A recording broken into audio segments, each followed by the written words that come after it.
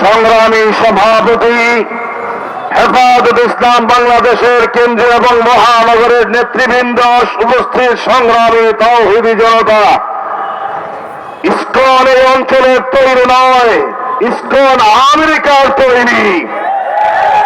সারা বিশ্বের রাশিয়া সহ বিভিন্ন জায়গায় ইসকনকে নিষিদ্ধ করা হয়েছে। আমরা দীর্ঘদিন থেকে বাংলাদেশে তাদের নিষিদ্ধের দাবি জানিয়ে যাচ্ছি। বিগত ফ্যাসিস্ট সরকার তাদেরকে মদত দিয়ে তিলে তিলে পর্যন্ত পৌঁছেছে।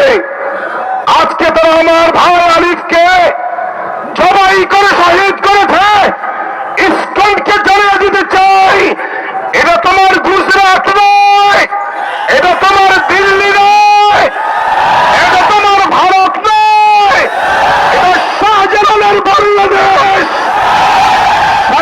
আহমদ শফির বাংলাদেশ, শরীয়তুল্লাহর বাংলাদেশ, জুনেদ বাবুনগরীর বাংলাদেশ, নূর হোসেন কাসেমের বাংলাদেশ, মুসলিম অধ্যুষিত বাংলাদেশ, চিন্ময় দাস সহ সকল স্তরের কার্যক্রমকে নিষিদ্ধ দাবি জানাই।